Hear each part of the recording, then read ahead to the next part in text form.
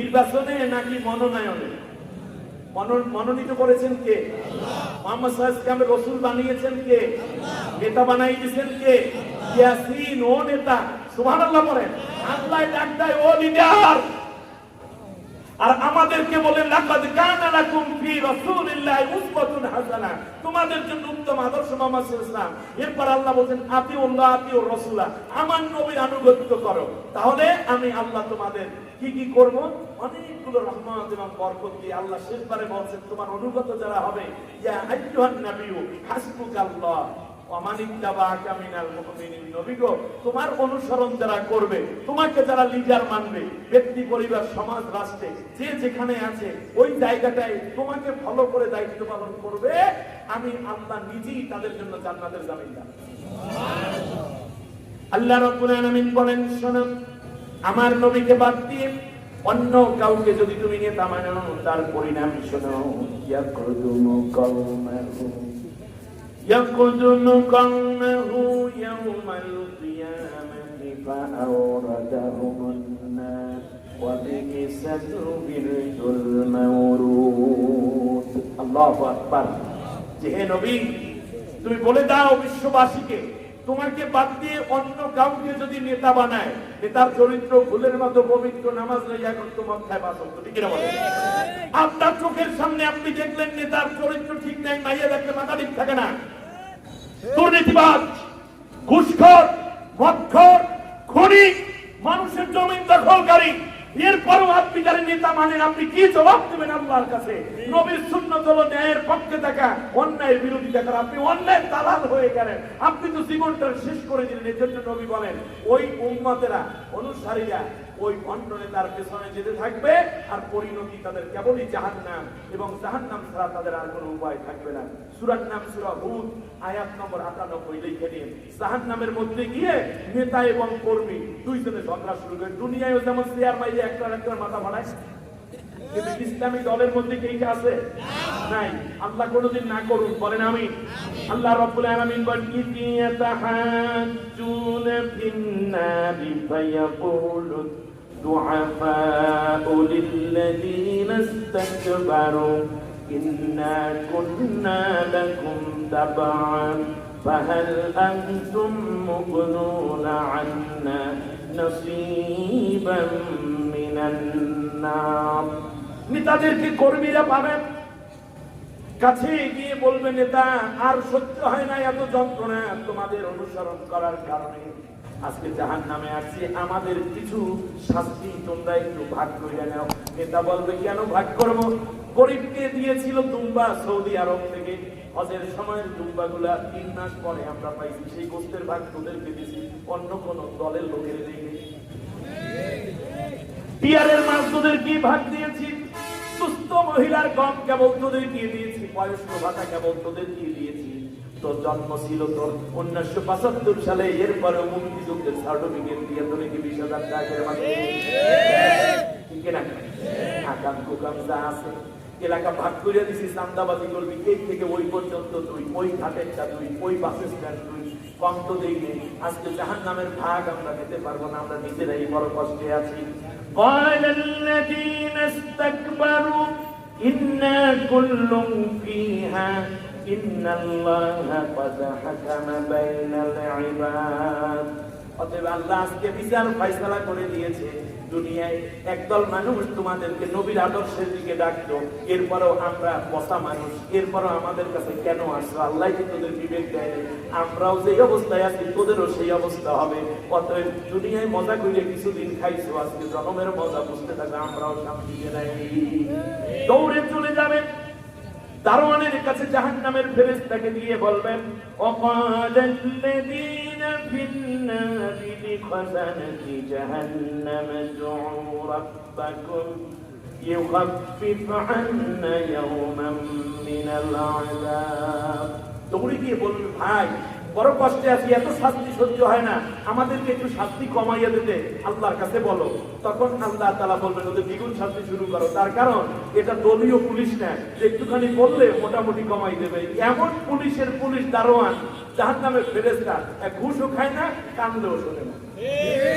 আল্লাহ রাব্বুল আলামিন এরপর বলেন يومئذ يود الذين كفروا وعصوا الرسول لو تسوى بهم الأرض ولا يكتمون الله حديثا সূরা নিসা 42 নম্বর আয়াত সম্ভব হলে নোট করে নিয়েছেন। আল্লাহ রাব্বুল আলামিন বলতেছেন, শোনো মানুষগুলো, এলাকার কর্মচারী, ব্যবসায়ী, শ্রমিক, গার্মেন্টস শ্রমিক, রিক্সা চালক, অটো চালক, বাড়িওয়ালা, ভাড়াটিয়া, শিল্পপতি, পুলিশ, গোয়েন্দা, ডিবিডিএসপি, সেখান থেকে এমপি, মন্ত্রী, নারী কিংবা পুরুষ, সবাই তখন আফসোস করে করে, যারা নবীর অনুসারী ছিল না, নবীর আদর্শের লোক ছিল না, এই মানুষগুলো আফসোস করতে করতে নিজের জিহ্বাটা চাপ দিয়ে কেটে ফেলবে,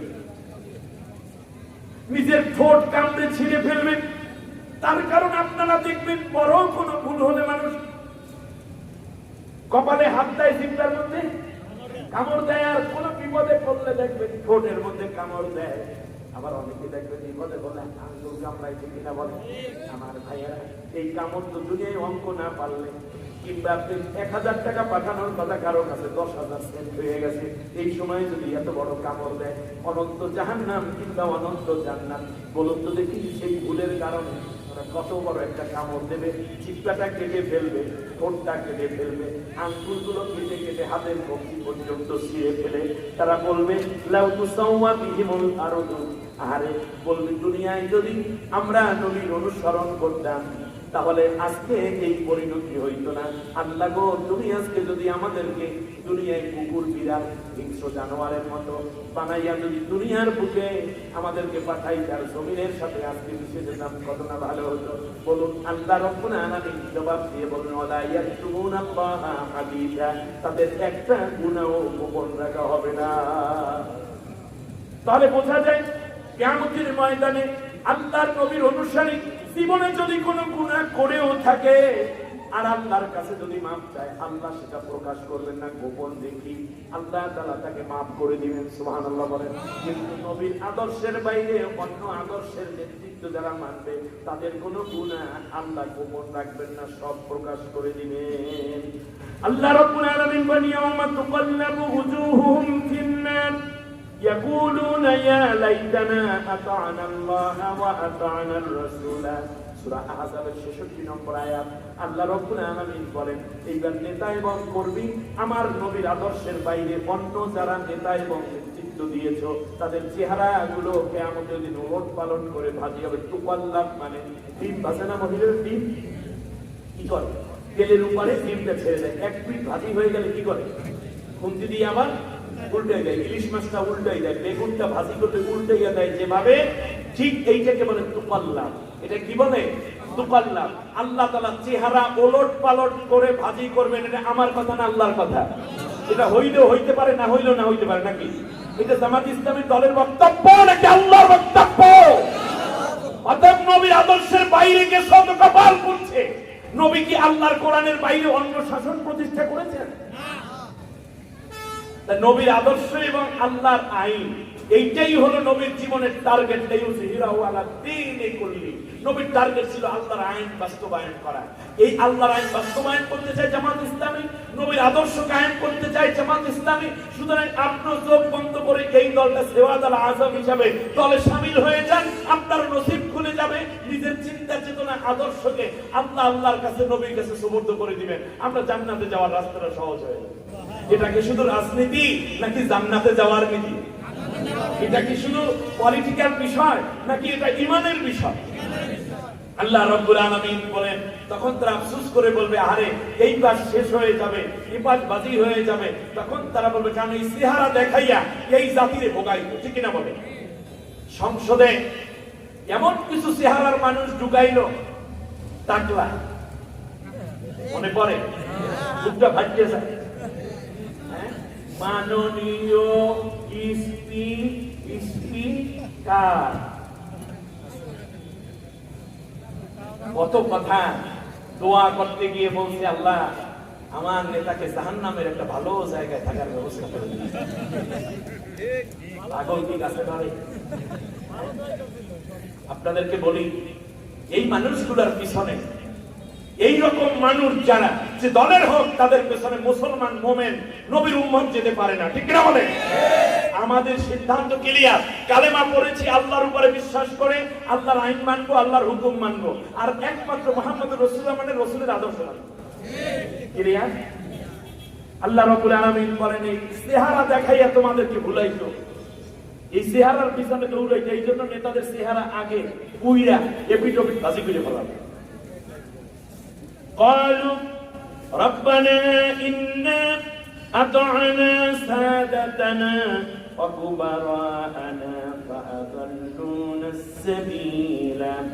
আল্লাহ তাআলা এই নেতাদের কথা শুই না, এই বড় ভাইদের কথা শুই না, বড়দের কথা শুই না আমরা নবীর পথে আসতে পারি নাই, কোরআনের আইন আন্দোলনের পথে আসতে পারি নাই।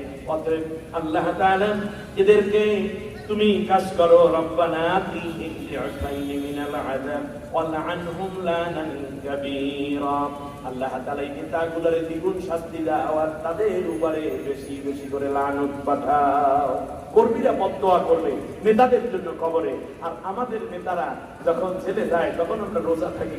সেই দিন দেখলাম আল্লামা সাইদি নব্বরাল্লাহু মারকাদাহু, আল্লাহ তার শাহাদাতকে কবুল করে নিন, জান্নাতের সর্বোচ্চ দরজা দিন, বলি আমিন।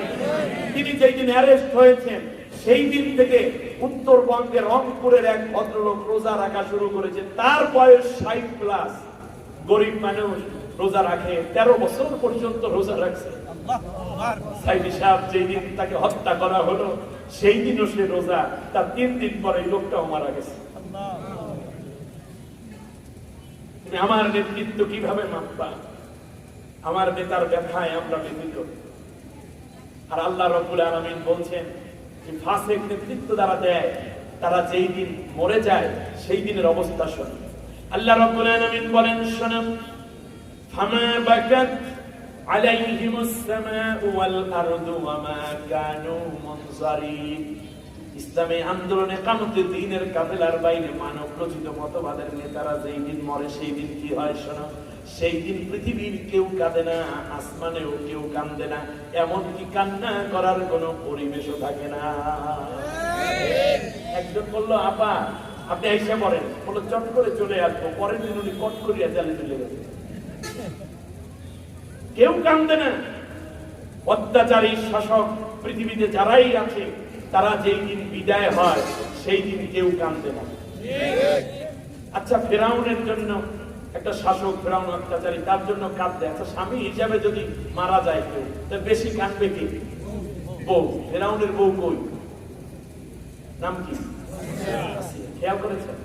এই পৃথিবীতে ভালো করে বুঝে নেন আমার কথাটা আল্লাহর বক্তব্য, যে যেই দিন জালেম শাসক মরে সেই দিন কেউ কান্দে না, কান্না করার কোনো পরিবেশও থাকে না। করে কি? কান্দে না তো করে কি? কিন্তু করে। আল্লাহ সেইটা বলেছেন অন্য আয়াতে, ফাকুতিআ দাবিরাল কওমিল্লাযীনা যালামু ওয়ালহামদুলিল্লাহি রাব্বিল আলামিন।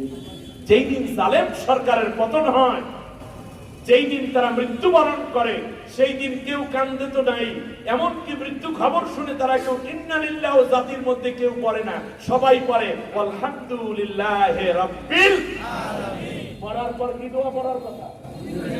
জালেম শৈশ শাসক যেদিন চলে যায়, বিদায় হয় পৃথিবী থেকে, সেই দিন মানুষ কি পড়ে? আলহামদুলিল্লাহ। জানাজা হতে দেয় নাই, এরপরেও মানুষ জীবনের ঝুঁকি নিয়ে জানাজা পড়েছে, গায়েবানা জানাজা। আল্লামা সাইদির জন্য পৃথিবীর তামাম পৃথিবী জুড়ে 1 লক্ষাধিক জানাজা অনুষ্ঠিত হয়েছে। আর এমন নেতা আছে মরার পরে জানাজা পড়তে লাগে 13 জন, তার মধ্যে হিন্দু বৌদ্ধ মিলে যায়। মনে রাখবেন এই কথাগুলো এই জন্য বললেন, জীবনে নেতা হলে